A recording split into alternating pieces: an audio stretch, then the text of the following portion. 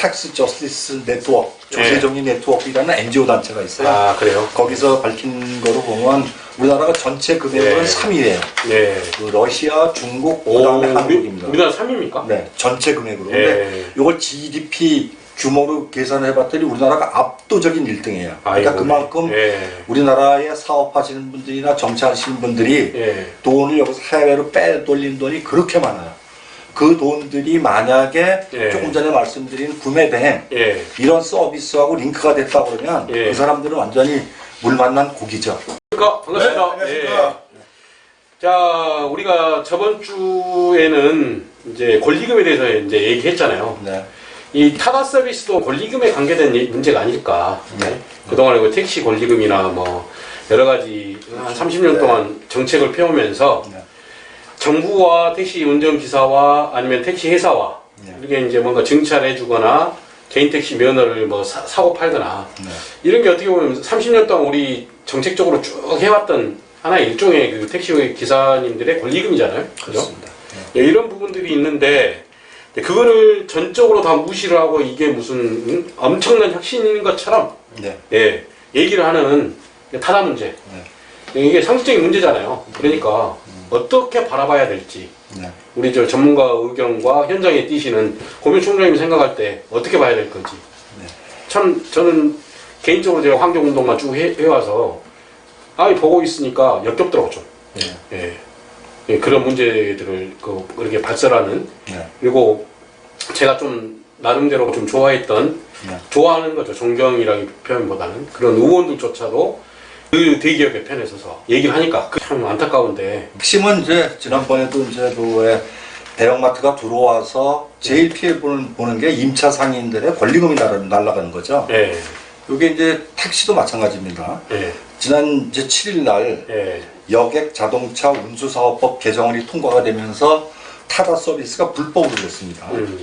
근데 이제 이게 불법으로 되자마자 일부 이제 보수 언론들과 이제 경제 일간지들 일제히 국회 법 통과가 뭐 나라의 혁신 성장을 막았네 아우성을 치고 타다 서비스가 금지돼 갖고 12,000명의 드라이버가 실직 위기에 처했고 100여 명의 직원들이 이제 쫓겨나게 생겼고 근데 172만 잠깐만요. 소장님 12,000명인데 이 타다 서비스가 생기면 택시 운전사 하시는 분들이 몇 분이시죠? 한 27만 명. 27만, 30만 명. 개인 택시만 16만 4천 명. 그러니까 12,000명에 대한 언급은 있는데 30만에 대한 언급은 없었던 거죠. 그 형평성이 결여가 된 거죠.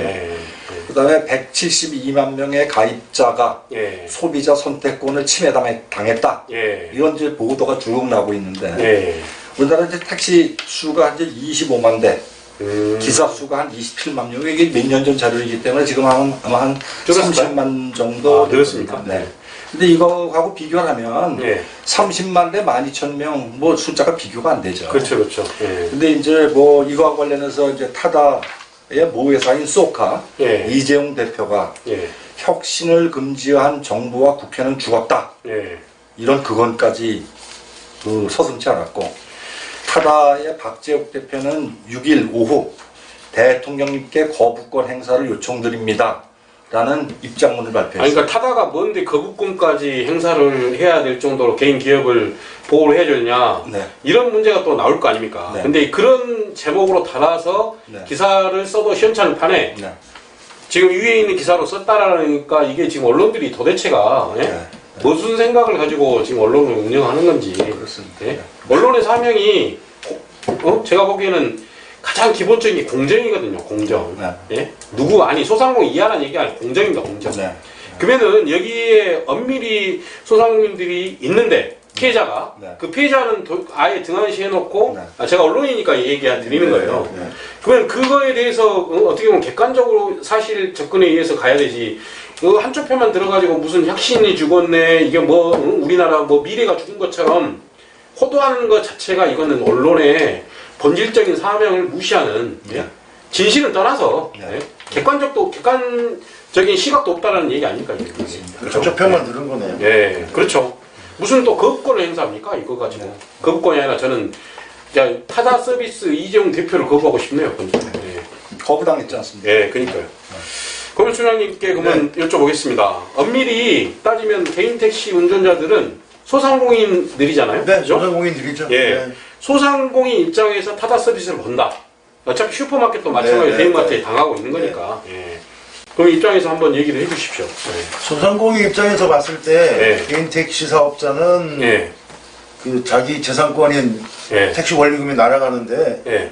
뭐 찬성할 수 있겠습니까? 찬성 어떻게 합니까? 분실하고 난리 났잖아요. 그래서 그나마 몇 사람 죽고 나서 된 겁니다, 이게. 예. 하지만 이제 예. 뭐 일부 예. 택시 서비스를 이용하는 소비자 입장에서 보면 예. 급할 때 기존의 비용을 더 주고라도 예. 기존의 택시 이외에 다른 예. 교통수단을 이용할 수 있다면 반대할 이유는 없을 것이죠. 예. 이러한 점은 유통업에 종사하는 우리 전통시장이나 골목상권의 경우에도 예. 같은 논리가 적용되는 상황입니다. 예. 지역 주민 입장에서는 대형마트가 들어오면 쇼핑 편의가 좋아지고 예. 또 뭐 상품 구매 선택권도 늘어나고 예. 뭐 이래서 찬성하겠지만 예. 뭐 골목상권을 지키는 우리 자영업자의 입장에서 보면 예. 뭐 권리금 날라가고 예. 생계 유지가 어렵고 예. 뭐 극기하는 뭐 폐업 내지는 예. 뭐 정업까지도 생각을 해야 되는 입장이기 때문에 예. 뭐 동일한 입장이라고 지금 현재 상황이 예. 개인 택시 사업자의 입장에서 보면 예. 지금 오프라인에서 벌어지고 있는 유통업 전통시장이나 골목상권과 아주 유사하다.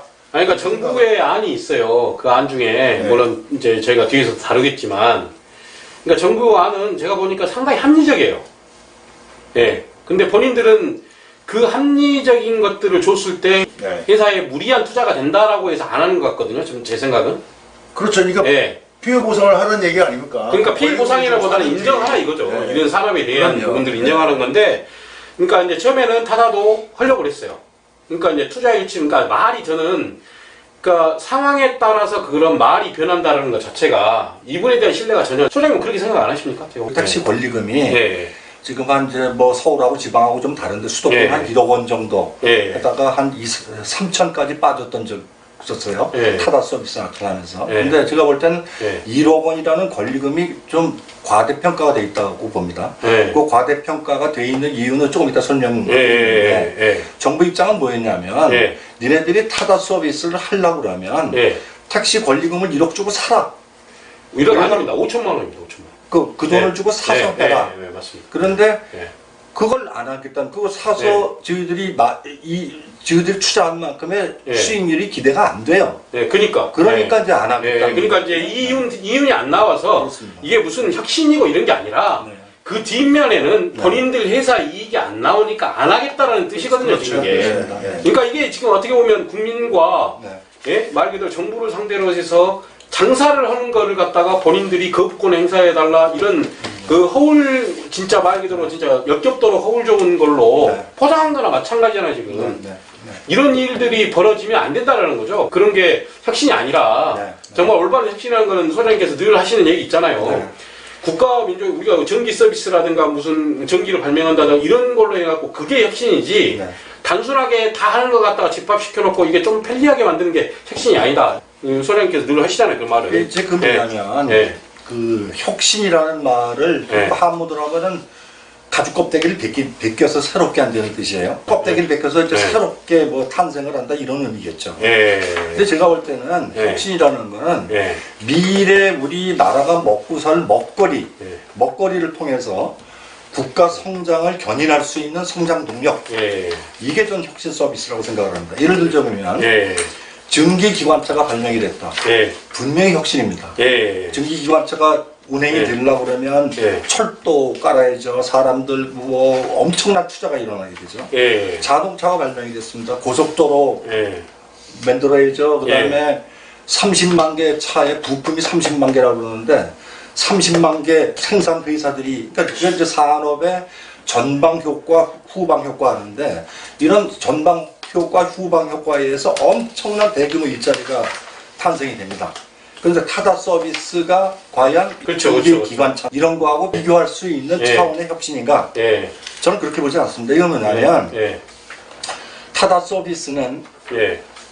모든 경제의 가장 큰 목표, 성장이 아닙니다, 요즘에는. 예. 안정적인 경제정책의 핵심은 예. 안정적인 양질의 일자리를 많이 창출하는 게 경제정책의 핵심입니다. 그런데 타다 서비스가 들어와서 아까도 말씀드렸지만 12,000명, 25만 명, 27만 명 이건 비교가 안 돼요. 마찬가지로 권리금이 없어졌잖아요. 네. 한뭐 2억당 뭐 2억씩 잡더라도. 네. 그럼 택시는 지금 이것도 같이 사라지는 거 아닙니까, 돈이? 그렇죠. 이것도 권리금 이 날아가는 거죠. 권리금 날아가면 네. 그게 어느 정도 되고 27만 대라고 가정을 한다 치더라도. 뭐 1억이라고 치면 27조죠. 27조입니까? 네. 그러니까 한 대당 1억을 잡으면. 그러면 어떻게 보면 저기 타다 서비스 하는 사람들은 뭐 5천만 원씩만 잡더라도 뭐 한 3, 4조를 그냥 지들 그냥 꽁꼬스로 먹겠다 이런 뜻이잖아요, 지금 보면. 전체를 다 한다면 이제 그게 계산이 맞지만 예. 전체를 다 그건 사는 건 아니죠. 아니겠죠. 네. 예. 참, 그리고요. 그 다음 이어서 좀 해주십시오. 네. 자, 그런데 이제 네. 그러면 타다 서비스가 네. 과연 들어와가지고 예. 택시 수요, 승차 수요를 엄청나게 늘리느냐? 예. 저는 그건 아니라고 봅니다. 예, 그렇죠, 다만 그렇죠. 예. 약간의 뭐 시간대. 예. 플랫폼 서비스 사업자들한테 예. 부가 편중된 결과만 났습니다. 아, 예. 그럼 그렇죠. 이거는 예. 똑같은 이제 우리가 플랫폼 서비스 얘기할 때 예. 배달앱 서비스가 나왔다 그래갖고 밥 3끼 먹던 사람이 4끼 먹습니까? 모바일 쇼핑이 나왔다 그래가지고 라면 사던 거, 그렇죠. 화장실 사던 예. 거를 10개 사던 걸 15개 삽니까? 예. 수요가 그리고 유효소가 늘어나질 않아요. 그렇다면은 이런 지금 플랫폼 서비스는 예. 어떻게 보면 우리 경제의 미래 성장 동력을 견인하는 것이 아니라 잡아먹는다. 일자리를 없애서 네. 우리 경제의 발목을 잡는 그런 요인이라고 봅니다. 예. 그럴 수 있겠네요. 네. 그런데 지금 제가 보기에 그때 대리기사 운전은 카카오 대리운전, 네. 카카오 택시도 하고 있잖아요. 네. 근데 카카오 택시는 그나마 이제 좀 뭔가 타협점을 찾아서 네.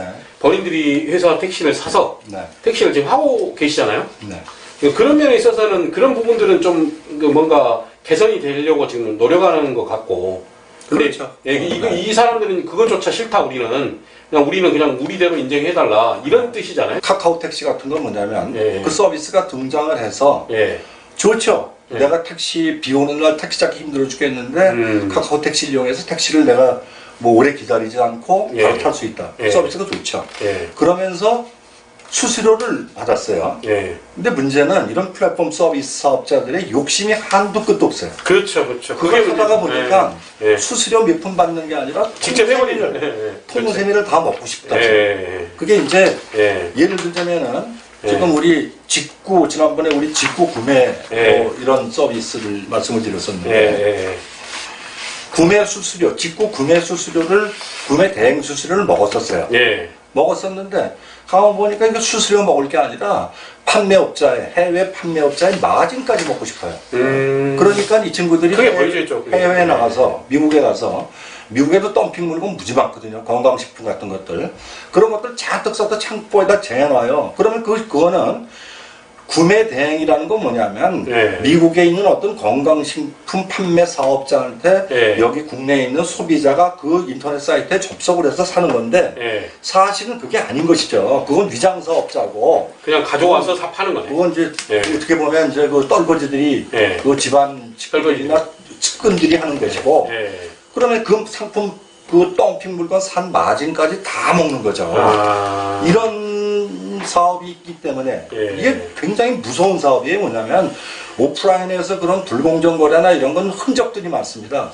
사람들이 이렇게 이제 만나고 그러기 때문에 어디서 뭐 그 내부자 폭로도 되고 이런 경우가 생기는데 온라인에서는 그런 게 안 보여요. 무차별적에 보이지 않습니다. 보이지 않죠. 그래서 무서운 거죠. 디지털 관련된 법들이 진짜 시대에 맞게끔 빨리빨리 좀 제정이 돼서 가면 좋은데 국회의원들 뭐 저기 아까 보니까는 권리금 문제도 몇 6년씩 걸리고 네. 이런 거 투자금이 근데 아주 그냥 절호의 찬스를 만든 거죠. 그러면은요 저희들이 이제 그 카카오 택시 서비스를 네. 업그레이드하고 확대시키는 방식으로 이제 네. 시작했잖아요. 네.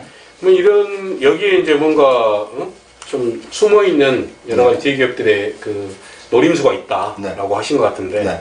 이런 내용들을 한번 좀 얘기를 좀 해주시면 좋을 것 같습니다. 그러니까 이제 그 사업을 한 주식하는 사람들이나 네. 사업을 하는 사람들이랑 마찬가지인데 예.